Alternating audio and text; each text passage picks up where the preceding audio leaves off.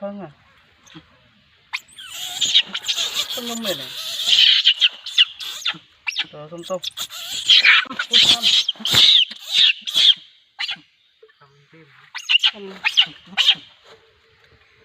Đơn là chết nào.